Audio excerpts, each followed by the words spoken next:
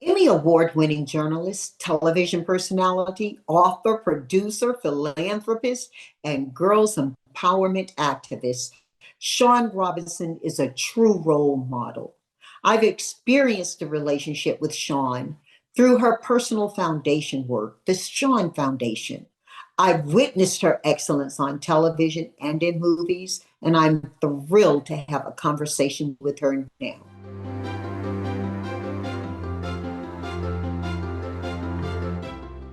Shaun, I'm so happy to enjoy this time with you. And I think our family listening is going to really learn a lot from this conversation. Now, when I appeared on your podcast before COVID, your questions were deep and showed an awareness of life and communities outside of what most people would think you would have. I mean, most people see you as living a very glamorous, albeit successful life on your own merit. Your life and career are amazing in ways that you give back that I think are even more incredible. I want to jump right in on the Shaun Foundation. There's a lot we're going to talk about. I just think at the beginning of this year, uh, people are considering how they can make this year meaningful. And I found meaning through being connected with Shaun Foundation. Can you talk a little bit about it? Absolutely, Janice. And first of all, let me say it is an honor to be talking with you on your podcast. As you know, I'm a little bit of a fangirl when it comes to you. So to be for this conversation to be flipped and you to be interviewing me, it is quite fun and exciting. I'm looking forward to our conversation. And I'm so glad you started it off with my foundation, the Shaun Foundation for Girls, which you have been a wonderful supporter of. I always take it back when I talk about my foundation. I take it back to my parents, my grandparents, who always told me, if God gives you a platform, use it to give back to others. And I come from a family of philanthropists. And I'm not talking about philanthropists in terms of money, because my family did not have a lot of money at all. But I'm talking about philanthropy in the sense of giving back to others and making sure that you are helping others with your time, with your energy, with whatever resources that you might have. Now, you could stop by my grandmother's house and get some peach preserves that she canned herself. My mom was always there counseling young people, and my family. My mother's father became a pillar in his community by starting a drug treatment facility in outside of Detroit in Highland Park. And just so many of my relatives, my ancestors have been in the space of giving back to others. And so I spent 16 years on the entertainment show Access Hollywood. And after that chapter came to an end, I was looking at what additional chapters were going to be a part of my life. And I don't say next chapters because I never have like one thing going on. I have a ton of things going on. And I always wanted to have my own nonprofit. And I began to think about the space that I wanted to be in. And what was natural to me was a girl empowerment and empowering girls and young women to excel, to strive, to have strong self-esteem, and to have the resources that they need to have successful lives. And so I started the Shaun Foundation for Girls back in 2016, and we have just been, I've been really blessed with learning about so many nonprofits, small nonprofits that we support. They're doing amazing things in the areas of empowering our girls. And so that's what it's all about. That's what it has always been about for my family, just giving back and using the platform that you have to help others. Well, you inspire another question. And although I do want to talk about your childhood and growing up, because I'm sure that helped frame who you are in a dynamic way. Shaun, I have to say, an event that I attended for Shaun Foundation was so full of love. It was also full of awareness and teaching. And I left there thinking the power of one plus. Every woman there was talking about how she felt her support of Shaun Foundation added to the support of others was making incredible impact in the communities you serve. You determined to help those organizations that already do it really well. And when we got the data back on how that was exponentially impacting, it blew my mind to see you here naturally with joy and pride speaking about Shaun Foundation, doing that with the calm you have. Girl, I'm jumping up and down about, wow, my little bit helped do this and help do this and help do this. We're starting a year out where people actually can feel that joy I have about how they are helping other people whose lives aren't quite so joyful. The impact you're making. Can you share with us just how exponentially people's contributions, and I'm talking resources now in terms of money, make a big impact? Yes. So let me give you a statistic, Janice. In 5 years after a nonprofit starts, 5 years later, 80% of nonprofits fail.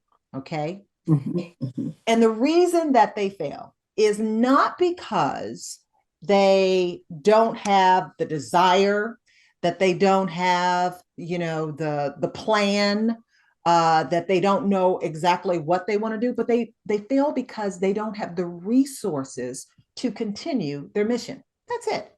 Okay. And certainly there are, some other factors, but the main reason that nonprofits fail in the first 5 years, 80%, is because of lack of resources. So what I wanted to do, think of the Shaun Foundation for Girls as sort of like the United Way for girls, underserved and underrepresented girls and young women, predominantly girls of color. And what I wanted to do is I knew there were, because I'm a journalist and I've researched these things like, I do tons and tons of research before I take a step. I knew there were a lot of nonprofits out there that were doing incredible work, that had the people on board, they had the mission, they had everything in place and the desire to help girls, and also the expertise to help girls. And how could I help them? That's what I decided. How can I help the people who are already the boots on the ground, that may, need, have that desire, but they need those resources? So what I have gathered and what you have been a part of is this amazing village of women and men too, that have come together, that have pull our resources together to help these organizations thrive. It could be something, so many organizations come to me, Janice, and they say, gosh, we just need, $1,000 so we can get a website up and running, so that we can hire a CPA to get our taxes done, so we can, get some, pay the rent, all of these things. And so my job with the Shaun Foundation for Girls, a big part of what we do is we find those organizations that are doing that amazing work, and we help them with their capacity building. We help them with their projects and programs. Also, though, we one of the, as you know, because you are a businesswoman extraordinaire, Janice, that what you have to, for any business, and a nonprofit is a business, it's a business to help others, you have to have a strong foundation. And a lot of times what nonprofits will run into is that when they are getting a grant from someone, a company, a corporation, a foundation, it is project based, that people say, okay, I want this money to go directly to a project.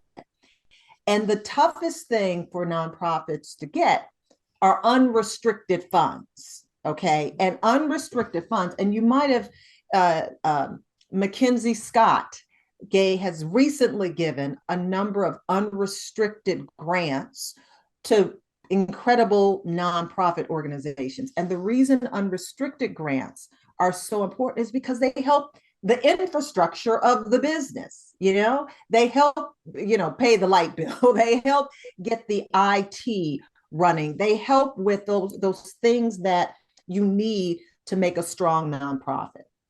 So what I do, the Shaun Foundation for Girls, we help in many different areas. It could be unrestricted funds, it could be funds going to specific projects, it could be capacity building funds, but whatever that organization needs to thrive, that's how I hope to help a lot of the nonprofits around the country. It fills my heart to see what you're doing because, so many not-for-profit organizations are also not heavily established, but they are well entrenched in the communities. You talked about vetting your organizations around their expertise to assist girls.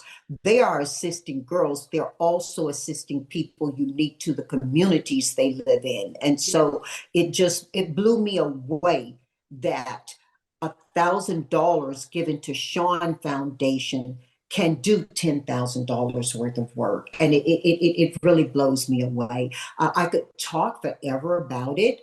I do want to, though, have our family understand a little bit about how this beautiful creature in front of us came forward. And I know that, let's take it back. So you grew up in Detroit and you may know.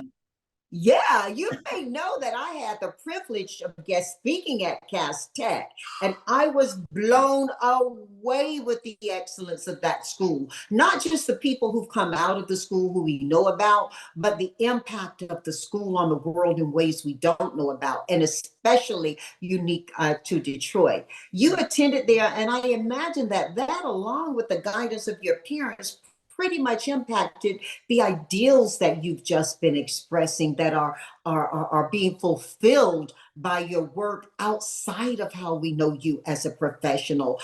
Decisions you made early on. What was that childhood like?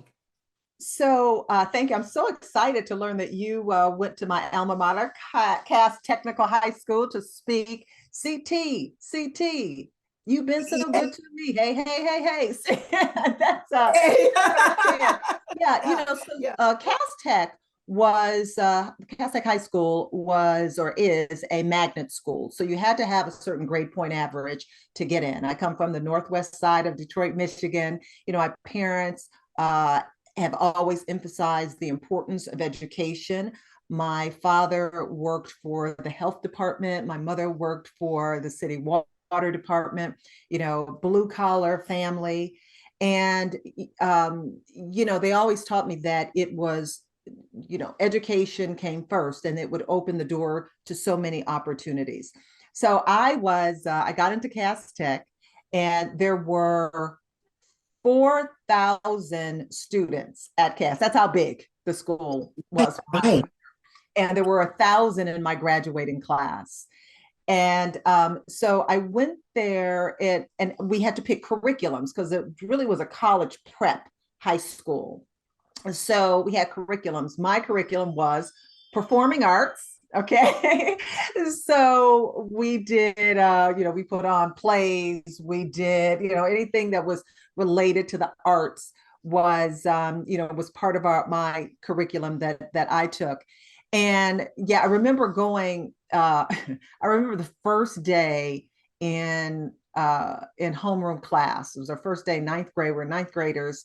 And the homeroom teacher, Mr. Kraft, he was trying to kind of show off to us kids. And he said, Diana Ross was in my homeroom class. Mm-hmm. And we're like, oh, really? Oh my gosh. Tell us about her. And I don't know if this story is true or not. I actually asked Diana Ross about this. She said she didn't remember. But at the time when we were ninth graders, Mr. Kraft said, she was in my class and she was filing her fingernails. And he went over to her and he said, Miss Ross, did you do your homework? And she said, Mr. Kraft, I don't have to do my homework because I'm going to be a star. And he said, ha, ha, ha. And he said she came back years later and said, ha, ha, ha. Now, it's interesting. My first week or 2 weeks at Access Hollywood, I interviewed Diana Ross and I asked her about that story. And she said, well, you know what? I don't actually remember that. She said, but she did remember Mr. Kraft. So it's a mystery. But what the reason that that story is so funny and that I tell us because we had, as soon as we came in this class, there were these expectations of us that we were going to do something big. We had to beat Diana Ross. Okay. So, they put, a lot of emphasis on literature or the arts in my curriculum. There are a number of different curriculums at the school, but it was just, it was a wonderful experience. We, while we were in high school, there was never a time when I ever thought that there was something that I could not achieve, that there weren't any limitations for me. It was, we knew that we could be doctors, lawyers, we could be heads of corporations. We knew that. And so, you had the evidence of it having come through the same channels you were coming through. Because I've heard you often say these girls need to see it so they can believe it. You see it, you can be it, and sometimes we have to see it in our own heads, but when you're able to see it coming through the way, and I'm sure there are students who are being phenomenally impacted by what you're doing right now, who are having those same stories told about Shaun Robinson. So I'm quite sure of that. Hey, Shaun, when we talk about your parents, although they were divorced, they remained friends and set some brilliant examples for you, yes? Yes. My father passed away in 2015, and I miss him every single day. But when he did pass away, he and my mother lived right down the street from each other on the same, 3 blocks down from each other on the same street. And when my stepmother was alive, my father's second wife, she lived in the middle, in the second block, right between. So when I would go home, I would visit my mom. I'd walk down the street, visit my stepmom, walk down the street, visit my dad. So just a street of love, a street full of love. Yes. And, right up until the time, when my father passed away, my mother, who, had married a second time and to a wonderful man, my stepfather, who is no longer with us.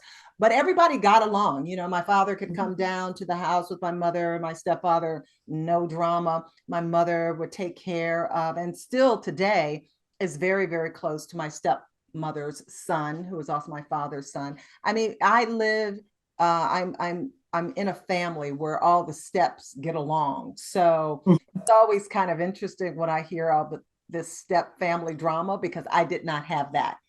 Thank goodness I did not have that when I was growing up. There was just love, and it was about, this is our extended family. The steps are a part of our extended family. Often I have people shocked that I can be from the South, from a huge family, one mom, one dad, and that we all get along and are each other's best friends. And I think part of thatness about you, it's why I became so engaged and so, and I sit here, you talk about fangirling. I fangirl about who you are, because the things you do that you don't, quote unquote, have to do, you see it as things you have to do. Do you think the proper role modeling that your parents and your community were showing you influenced why you're so involved in charities that are actually helping children?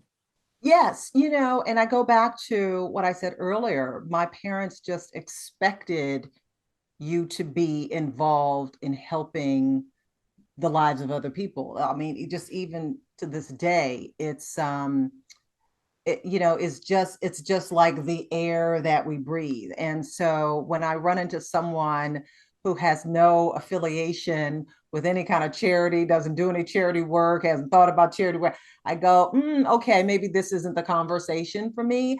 I am more drawn to people who have a philanthropic side to them, whether, it's helping out another organization or supporting a cause. You have to be passionate about helping the lives of other people. I think that's the only reason that we're here. And so, yeah, learning that from my parents, learning that from my grandparents, set me on the path to creating my own foundation today. Well, I do think that it's important for people to understand, and maybe we didn't say this clearly. I think I referenced $1,000 in Shaun Foundation. That's $10,000. Now that's me talking. That's not a. Let me just say that's not data provided by Shaun Foundation. Okay, but we have a vast audience.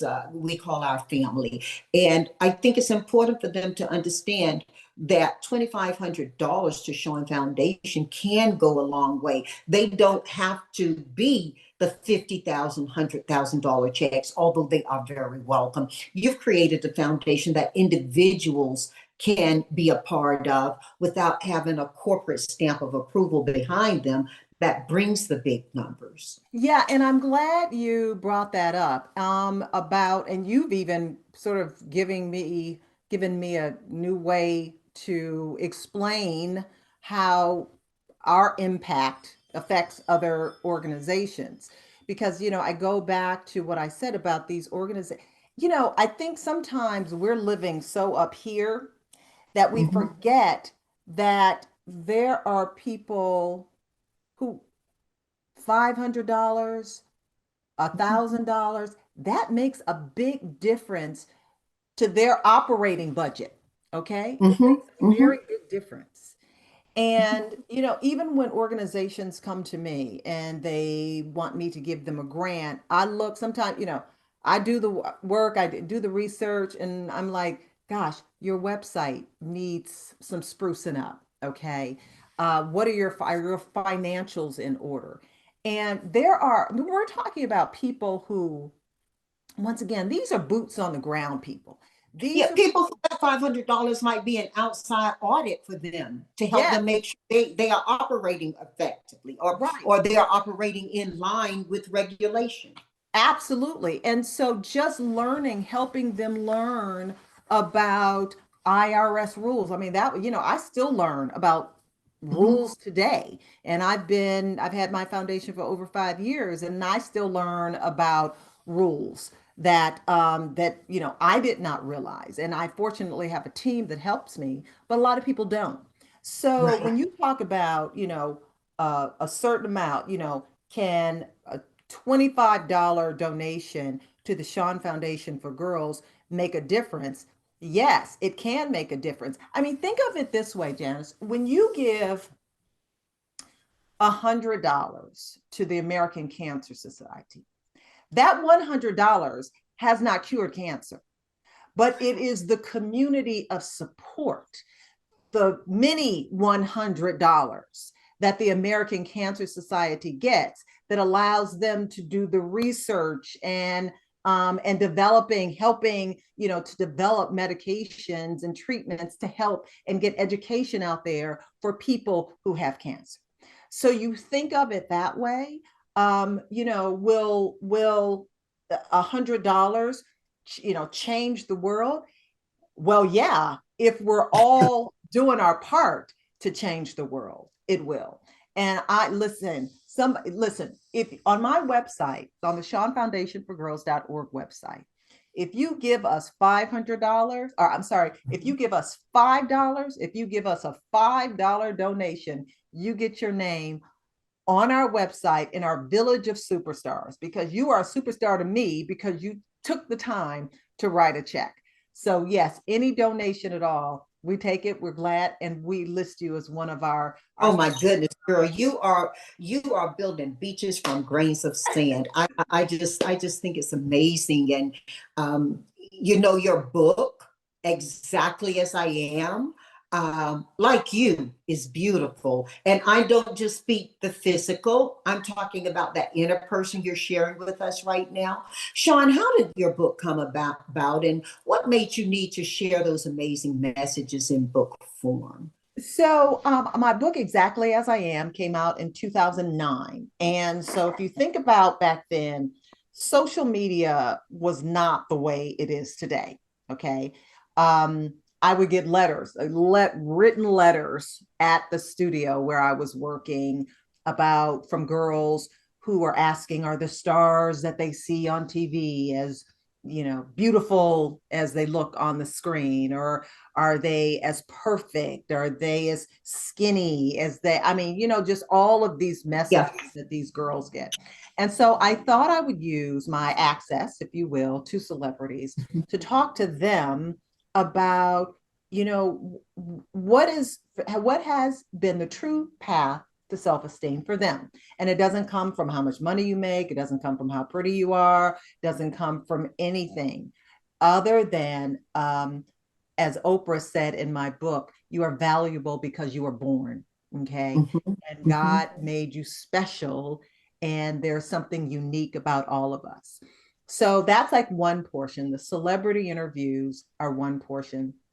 And then I also talk to women who are pioneers in their profession. I talk to like a female pilot, a female FBI agent, a female firefighter, women who are in male dominated fields. I talk to them about what their challenges have been and how do they walk into their space knowing that they are one of few.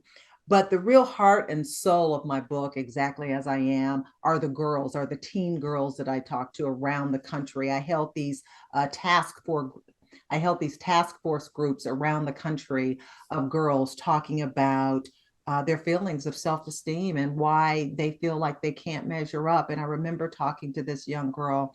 She was 15. I think she was 15 years old. She had a baby by a guy that she said was the first guy who ever told her she was pretty. And Mhm. she slept with him and got pregnant. And of course, you know, he disappeared. Okay. And she was Not left, pretty no more. yeah, right, raising this child. She said her dad had never told her she was pretty. And so there was nobody in her family who even told her that she was a pretty girl. And so she grew up just really craving that attention. And so, you hear stories like that, but you also hear the triumphant stories about overcoming these feelings of self-esteem. So yes, I'm due for a sequel. And since you mentioned the book, I think that's my signal to work on a sequel to Exactly as I Am. Yes, it is. It truly is. And Shaun, we've got to think about also, and we can do this direct if you like. We need to think about how to get your book into the schools in a deliberate way. I think it's really important. And in your sequel, I think addressing people who identify as male or female can be really helpful, because what you're doing for girls, you're doing for boys. When you raise healthy girls, you're creating communities where healthy boys learn to live. I've often said I learned what I could expect of love by the way my mother and my father loved one another. So I think what you're doing is phenomenal. You work with people who are experts at helping girls, who are professionals at that, as are you.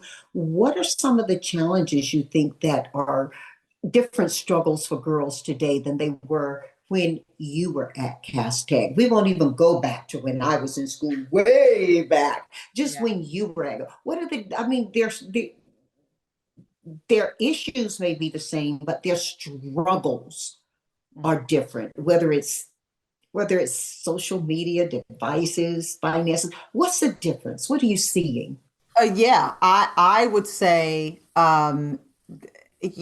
listen, social media can be a very beneficial tool. And I mean, we've heard the stories about girls just um, feeling bullied online. There are a lot of hurt people on social media. And as we know, hurt people hurt people. Mhm. And I think that girls are still getting images that eat away at their self-esteem. Um, Mm. I body image is one, pressure to be adults before they're ready to be adults. I think that is a huge, huge issue for girls. girls being told that, in my book, Exactly As I Am, I had an interview with India Ari, and she said, there is, I was told there wasn't a place for me in this world, so I made my own place. I made a space for the everyday girl. And I want her to know that my moneymaker is not my body, it's my mind. Mm-hmm. Girls have to know that it's not their bodies that, have, uh, that are to be that are to be shamed. Their bodies should not be shamed. Their bodies, they should be, to walk in confidence. I think those are many of the issues, and I could get like really deep. I'm trying to figure out like how deep to get into this conversation. Mm-hmm. But yeah, I think that social media is a huge, huge issue for the self-esteem of girls. Also, I did, I was granted, I was very thankful from the Ford Motor Company, the Ford Fund, a grant, several grants to do human trafficking awareness events. And we did them in 5 cities. We did one here in LA, one in my hometown of Detroit. We did one on the campus of Spelman, my alma mater. Right. We did one at Fisk and one at Texas Southern. And Janice, I tell you, with each one, I learned something new about the trafficking of girls. Now, we think of trafficking as something that happens in other countries, but no, it's happening right here in our neighborhoods, happening every day in homes, with two parents, okay, where a girl can be trafficked in her own home. And I think that is a big problem that is, I want the Shaun Foundation for Girls to really make an impact in 2023 about helping save girls from trafficking. That's a huge issue, I find. And digitization of images has, I imagine, expanded how people traffic, and it can reach into homes with Yes. very nice dresses. Yes. Yes, Yeah. absolutely. There is a young woman, Chevelle Franklin, who I talked with recently on podcast, Shaun, and she was sharing how, and you may know her for her music, okay? Everybody knows her voice from Mr. Lover Man, Shabba Shabba, Yes. okay? They know Yes. her voice, Yes. but she left a very successful career in non-gospel music for gospel music. And she was sharing how horrible her existence was as a kid. At 4 years of age, she asked someone to take her home with them, who did. The lady did and helped her until she was 15. Chevelle told me she'd never even had her mother say she loved her, let alone a father. Yeah. I think about that. Many of the girls you're helping aren't that disparate in their need. Many of them are getting help that would be more palatable for people to touch and feel who don't want to see the ugly side. But there's some ugly side under there that you're addressing, and I'm so grateful to you for it. Yes. Um, Thank you. Let's shout out some HBCU love though, because you did mention Spelman, and I'm from North Carolina A&T. Get Bryant, Wait a minute. okay? I like my A in front of my G, in front of my G, in front of my I, in front of my E, Aggie. Wait, how's the end go? Right, Bryant. But you had a wider choice of universities that you could attend than I did, and that many others did. You chose Spelman. Yes. Many of our HBCUs choose our students based on economics, and then they develop them into incredibly learned people. You chose Spelman. Explain why you chose Spelman and describe Spelman to our family. Shaun, remember, people are listening to you across Europe, across Africa. The majority of the people listening to you right now are under 35 years of age, and somewhere between 65 to 70% of them are women. Um, Spelman girl. Yes, well, thank you so much. I mean, I don't know how much I can say about Spelman. It was an amazing, amazing 4 years that I spent there. The reason that I went to Spelman, first of all, I had a stellar reputation. It was a liberal arts college, which is something that I was interested in. Took my English classes at Spelman and took my mass communications classes at Clark College across the street. And my stepsister went to Clark, but also Atlanta seemed a safe space for me, for my parents, because my grandmother's father lived in Barnesville, Georgia, outside of Atlanta, and he had 22 children, 11 by his first wife, 11 by his second wife, 11 boys, 11 girls, and both wives are named Lizzie. True story. So my family populated Atlanta. So my parents knew that I had some cousins to go visit for Thanksgiving, that I was always just a bus ride away from a cousin who could help me out if I needed them. And that was really important. So Atlanta, the city, was a big attraction for me and for my parents. And the fact that Spelman had this liberal arts education that was just incredible. And I'm just so happy and honored and thankful that I had the opportunity to have those liberal arts courses. But also the thing after, for all of the girls considering going to Spelman and who are at Spelman right now, here's what you should know. You can run into a Spelman sister 30 years after you graduate, and she will embrace you as a Spelman sister. She will be excited that you're a Spelman sister, and you will have a friend for life. There's a connection to Spelman women that you will always have. And you can reach out to somebody, hey, I went to Spelman, and there's this sisterhood that is really very, very special. I just went on a vacation with some of my Spelman sisters, and it's just a wonderful, wonderful school. And I'm just very honored that I'm a part of the community, and I've been able to go back so many times and speak at the school and do some events at the school. Well, it is part of an incredibly legacy consortium. So, I mean, you yourself just referenced attending Spelman, taking one class here, taking another at Clark Atlanta. I know that in the spirit of HBCUs, I'm Aggie bred and will be Aggie dead. I embrace all the HBCUs and support them all. And wow. I'm just so grateful that you're sharing that. There have been a lot of prominent people who've spoken at or guest lectured at Spelman over the years as well. Hey, has there been anybody who really touched you or that you took a message away? Well, I remember at Spelman, we had Coretta Scott King come. One of my teachers was Christine Ferris. She was at Clark. She was Martin Luther King Jr.'s sister. We've had Nikki Giovanni. We've had. Wait, Nikki, you had. Oh my goodness. Okay, here's an Aggie just blushing over that. Yes. We had. Oh my gosh, I think was it Marion Wright Edelman who came? I mean, we had so many people who came through Spelman.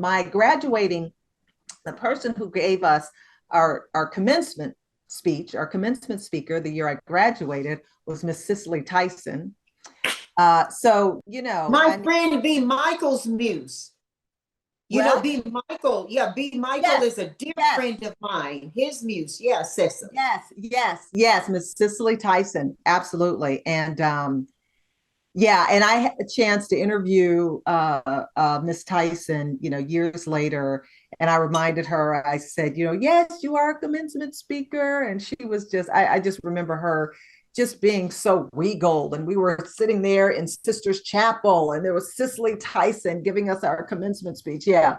So it was quite extraordinary.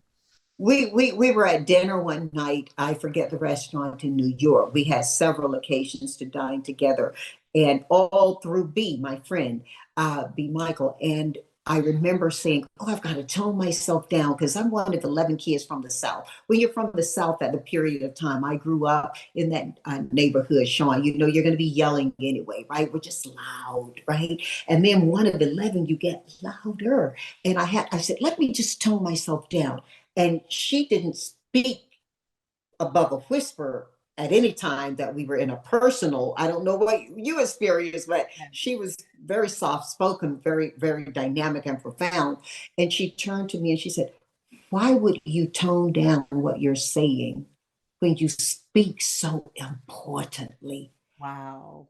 And I was like, this is the first person who hasn't told me to quiet it down. I'm so glad you shared her as one of your favorite memories. When you go back to Detroit, um, do you have anything that you feel you just have to do when you're there, or are there Oh, old? yeah. Detroit has, I have a my father's house. My father had, before he passed away, a two-family flat in Detroit. Uh-huh. And he told me, he said years ago, he said, "Baby, don't," he said, "I'm gonna leave this house to you." He said, "Baby, don't sell this house. Detroit's coming back. Detroit's coming back."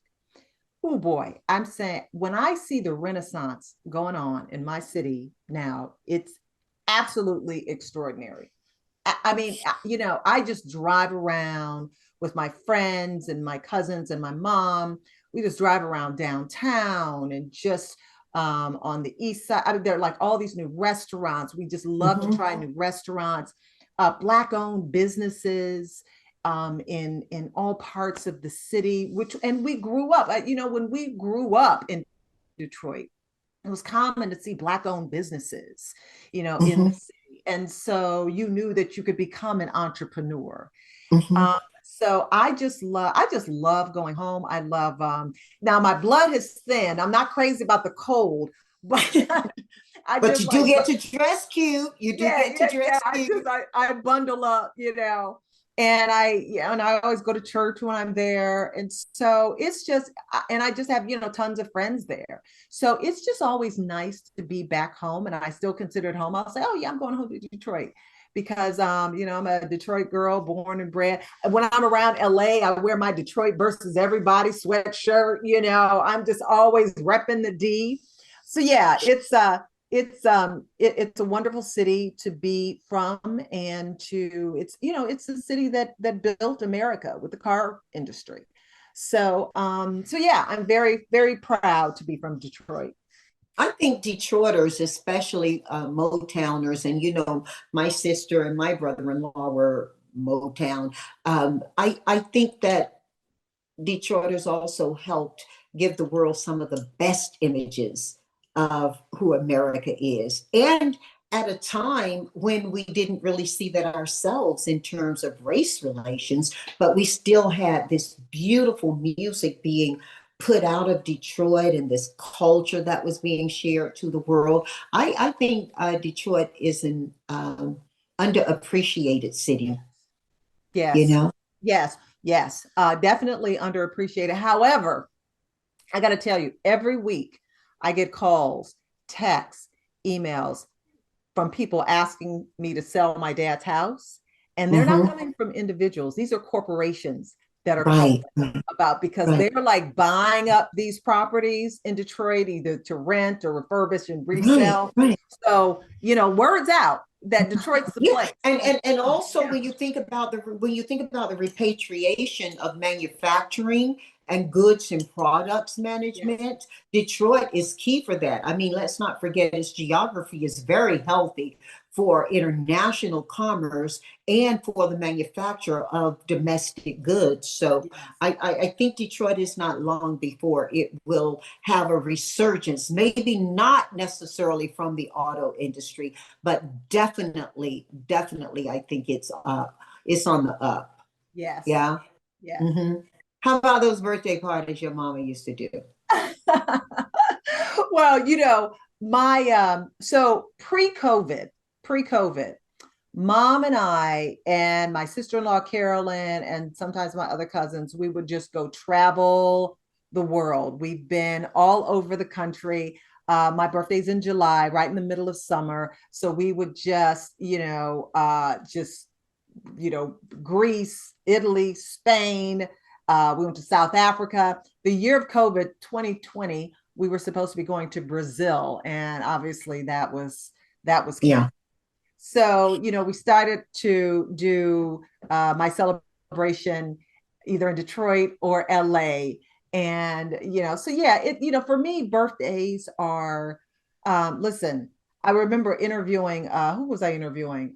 Cameron Diaz. I was interviewing Cameron Diaz, and we were talking about age.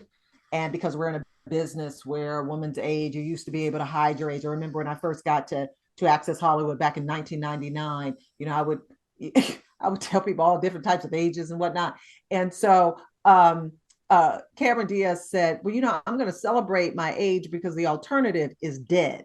Right. Right. So we got to celebrate our birthdays.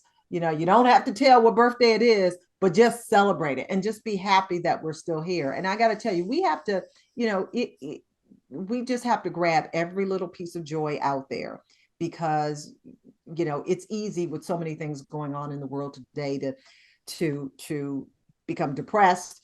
But so you got to grab every little piece of joy that you can. Yeah, pre-COVID, I mean, living was a gift.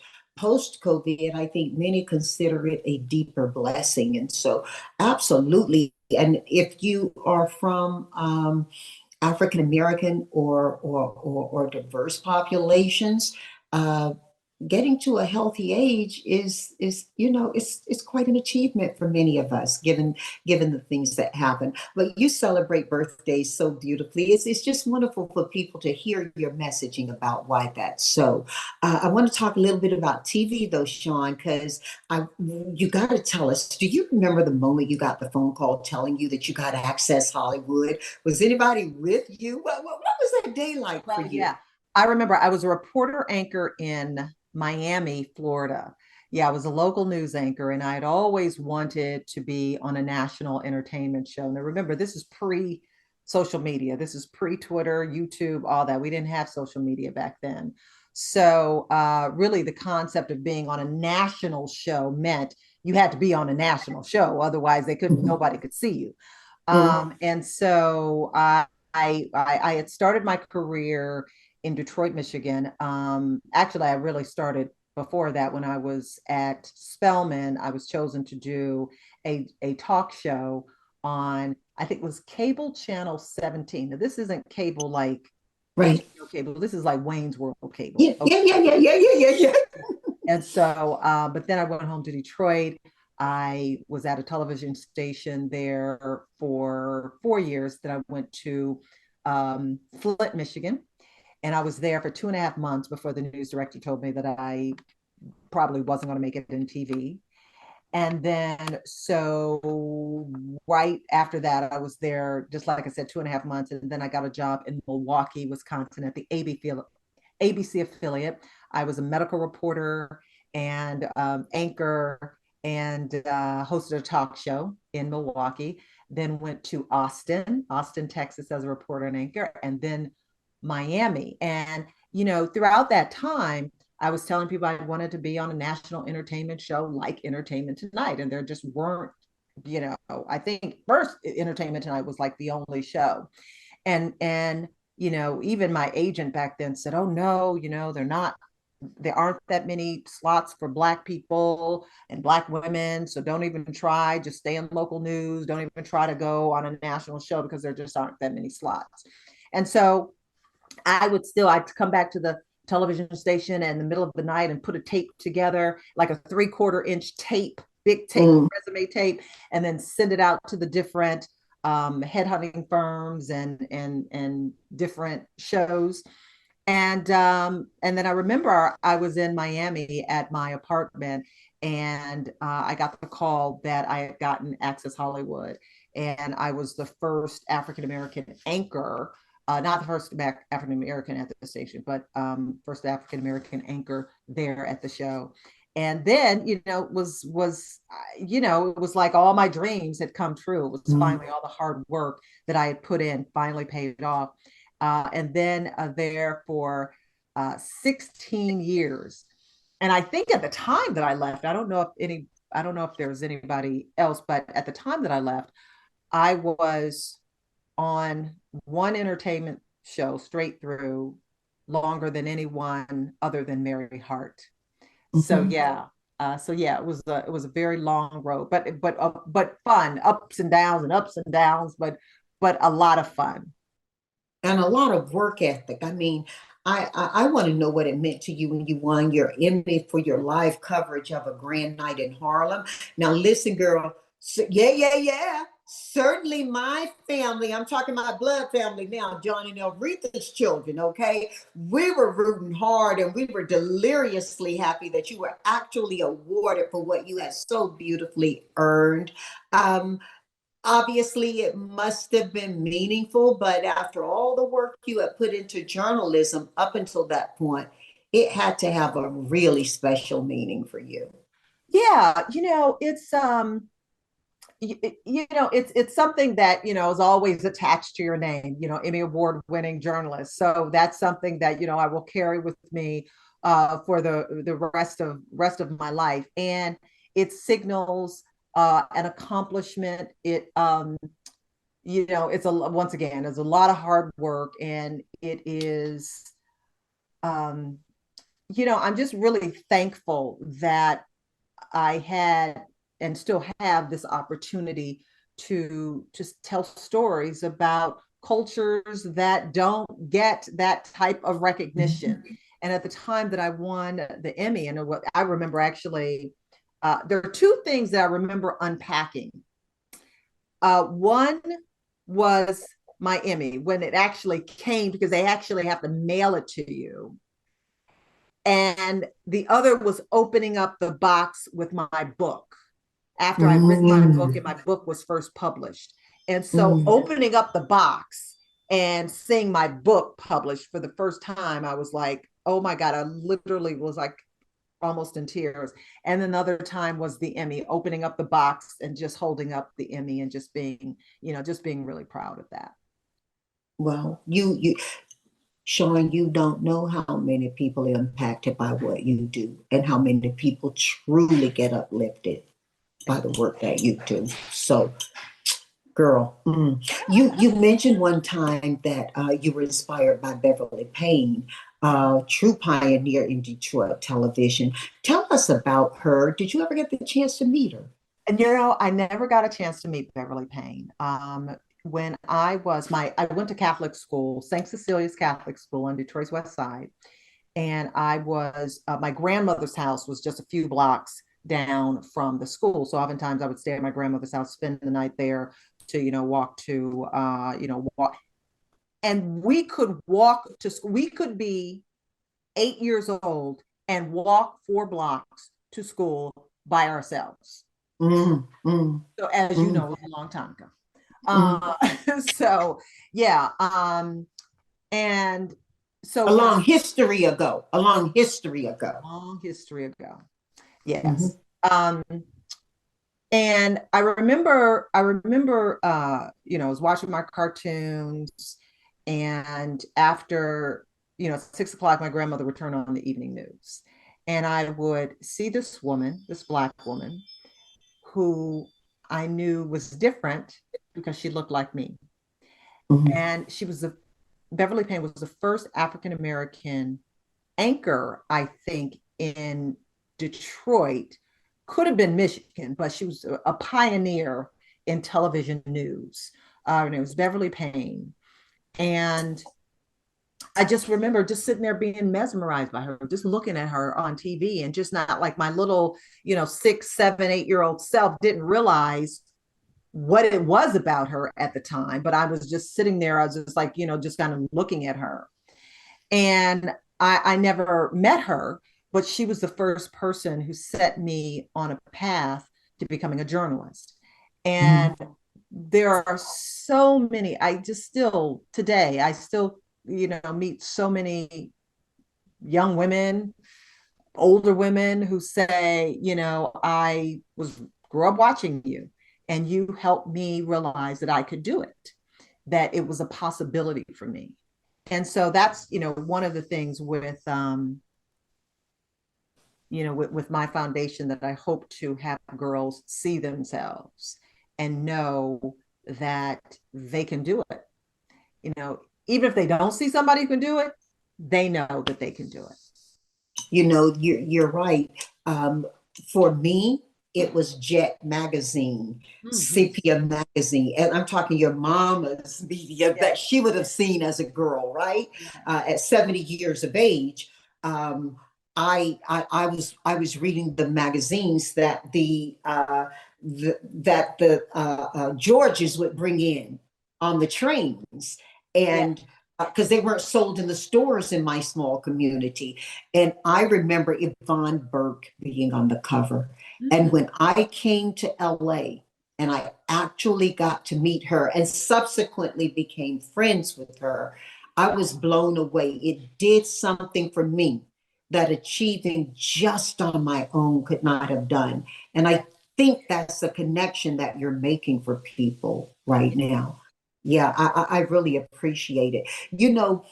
You've met with and interviewed so many celebrities who kids look up to for good and for bad reasons. And Shaun, you yourself are incredible as a role model for young girls of all ethnicities and cultures, especially for African American girls. And Black girls. There are celebrities who, by their right, aren't great role models. And I'm not going to ask you about them, I promise. What I do ask you, though, are there any female celebrities who you point to and say they're currently being great role models?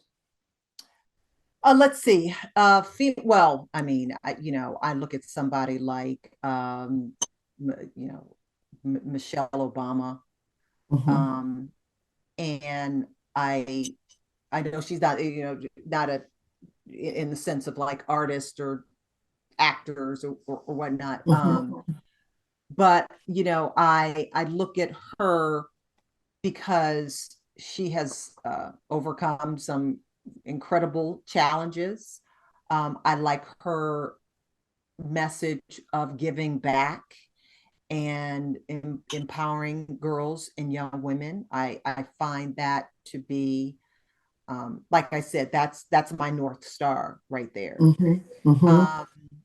So I definitely look up to her, and she's just gracious. And I mean, I think she's just very classy and just likes, what I'm sure she'd like to say one thing, she just keeps it classy and just, keeps it moving. And so she's all about, empowering girls and women. So I really like that. Like in terms of, actors or actresses, we've had this conversation about, especially artists, female artists out there. And, a lot of people say, oh, well, why do they do this? Or why do they, portray themselves this way? Da, da, da. Before we see an artist on the stage at an award show, the award show producers saw the performance. The studio knows what the performance is. And, we tend to point to artists and say, why are they making those particular choices in terms of their craft? And I'm not sure if this is where you were going or not, but I'm just saying we have to start looking at what are the parameters that the decision makers give women and young girls to be successful. If they say, okay, you know what, we'll sign you to, okay, but what you got? Show us what you got. Oh no, we need something a little bit more risque than that. We need somebody, so we have to start looking at those conversations that happen before they hit the stage. Okay. So, that's definitely a bigger conversation. And that happened in music as well, a lot. Yes. That's what I'm get back in the studio and put more on it. Exactly. Yeah. I think you really nailed it there. And that is what I was asking you to really share. Yeah. So thank you for doing that beautifully. I know we could talk forever. We don't have forever to talk. There's one thing before we do 4 for 4, and before we close up on another question I have about Shaun Foundation, I want you to talk about, and that's your work, your engagement with the adoption process. I know in LA you're very much respected for the work you do. And are there any bullet points or stats you want to share about the children in LA or elsewhere, especially as our family is international, around considering or getting involved in the adoption process? Oh, so I used to be a spokesperson for the Share Your Heart, Share Your Home foster care program for the county. It was a wonderful time that I was when I was serving with them. And I remember, I will never forget that, when the representative was telling me about these adoption fairs and where these kids that they would come to the different fairs and hope they would get chosen by a family. I mean, and it was just, it really just brought me to tears. And that was one of the reasons why I had gotten involved, to help these kids find families. And I have friends who have adopted. I have friends who are adopted. It's, the fact we talk about how important family is, and there is nothing more philanthropic than to share your home with a child that does not have one. And so, if that's something that is in your heart, if it's something that you have the ability to do, because you need the right infrastructure to be able to do it.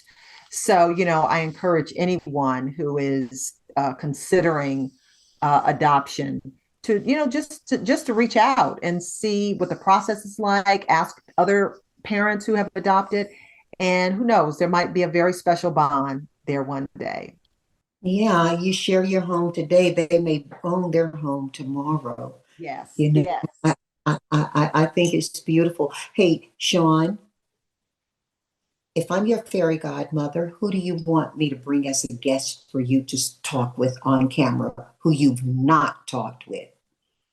Who would you really love? Um, is this living or dead, or if it just the This living? is living right now. Just This the is real. living. Okay, who I've never, gosh, I've talked to a lot of people. You're my fairy Mhm. godmother. Who would you bring that I would want to talk to? Um, you know who I would, who I would love a conversation with? Um, I would like to talk to Nikki Giovanni. I'd actually like to talk to Nikki Giovanni. I saw Yeah. her, I told you she came to Spelman when I was a student there, but then I saw her someplace else. And I was like, this is a deep sister. I would love to be able to talk to Oh her. my gosh, she is. With her. When I was at A&T, I listened to her on vinyl. Nikki Giovanni and the Last Poets. Those were my go-tos in those moments. On YouTube, there is a conversation between Nikki Giovanni and James Baldwin. Oh, okay. I'm going to go find that. If you find it, please share the link, but I will look for it. I will look for it. Thank you. Okay, so we're going to do 4 for 4 and close this conversation out. As we approach that, please just tell us one more time, what is the best way for people to support Shaun Foundation? We're starting a new year and people want to know how they can be involved, Shaun. Yes. So you can go to ShaunFoundationForGirls.org and click donate. There's all kind of ways you can give your credit card, you can send a check, you could do debit, anything. We take all sorts of money. Okay. But yeah, it's just that it's literally just that easy. Just go to the ShaunFoundationForGirls.org and click donate, and it'll tell you how you can help support our mission to help underserved and underrepresented girls. And we are sharing those links for you guys right now. Okay, Shaun, let's do 4 for 4. Okay. So I'm going to ask you 4 questions. You're going to give me 4 answers. And so the first of 4, we're going 1 for 4, is you get to invite anybody to dinner, living or dead. Who's going to be at your table and why? My daddy, because I miss him so much. Yeah. I hear his voice all the time. And, when I'm having struggles and trials, I hear his voice all the time, but I would just love to give him another hug. Yeah. Yeah. Yeah. Second person. Oh, 4 I get people. another person? Oh, 4 okay. people at the table. 4 people. Oh, I get 4 people at the table. Okay. Then, wow. Okay. So my dad, my grandma Curry, and my mama Ashi. So that's my dad's mom. Your grandma who made the peach preserves? Yes. Yeah. And then my mama Ashi, who is my mother's mom. So dad, grandma Curry, mama Ashi. And then I would have, I'd have my stepdad, Jacob. Yeah. Oh, that would be beautiful. That would be beautiful. Yeah. Okay, we're going 2 for 4. Okay. What are you listening to right now? And why do you share it with the family here? Okay. Right now, I'm just listening to Christmas music because I just decorated my house, put all my decorations up, and I'm just listening to various Christmas music. It could be anybody, Mariah Carey. I heard some Smokey Robinson, The Temptations. Yeah, that 3. soulful Christmas music. Okay, so it ain't Christmas until you hear the Temptations, right? Right. Yes. Black Christmas doesn't start until you hear the Temptations. And who's your 4th one? You got Mariah, Smokey, Mariah, you got the Temptations.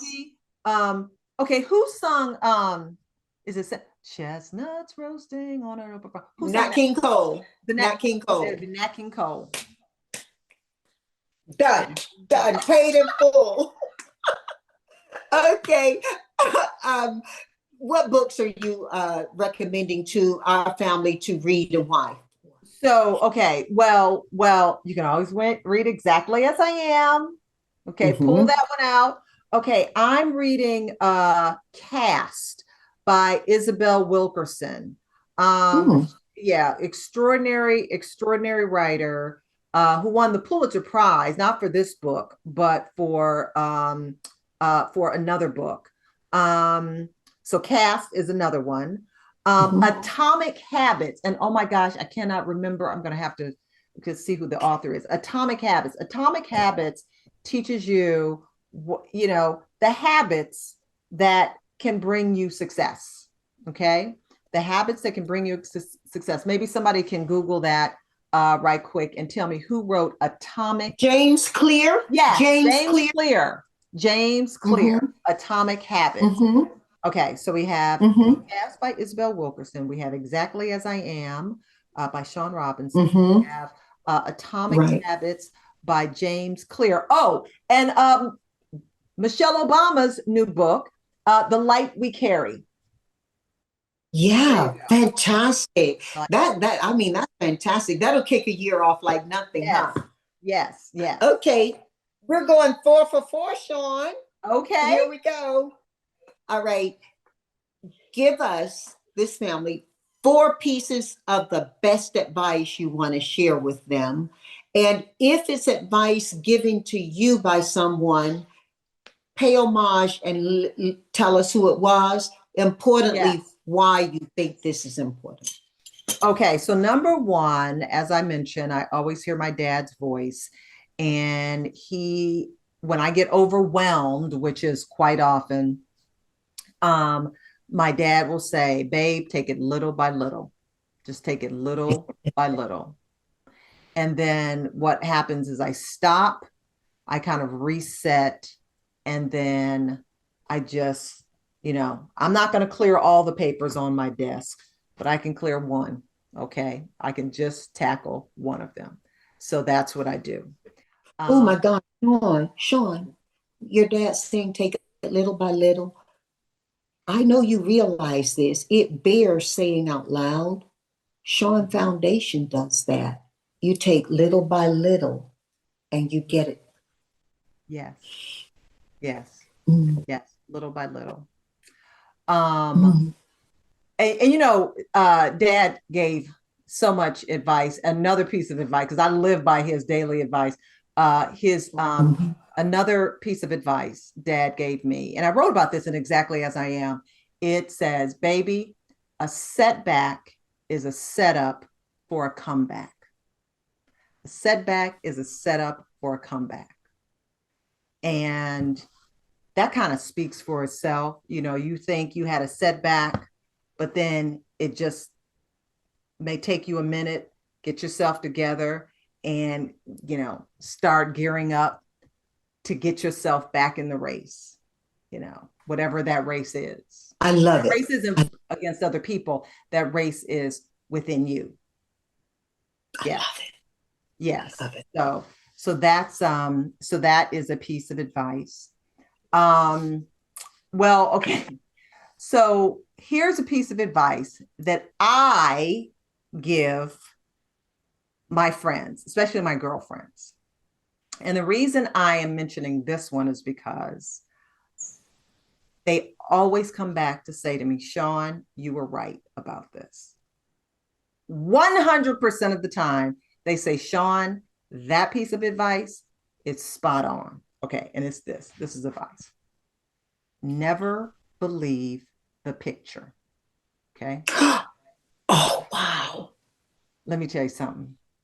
Oh, wow. Talking about Instagram and all that. And, oh, this looks like such a beautiful picture. And I go, don't believe the picture. And inevitably something will happen. I said, told you, don't believe the picture. Okay. Never believe the picture. Wow. It may be in focus, but don't, and really is don't get caught up in the picture. Because the picture might not be what's happening. Okay. Right. That smile ain't always, it ain't always the front of joy, is it? Yeah, there are a million stories about never believing the picture.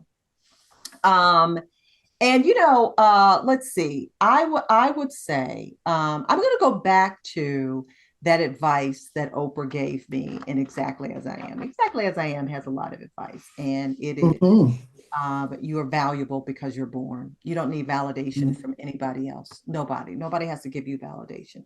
It's all that you are valuable because God put you here. Wow. Shaun Robinson, from my heart to your home, thank you. Thank you so much.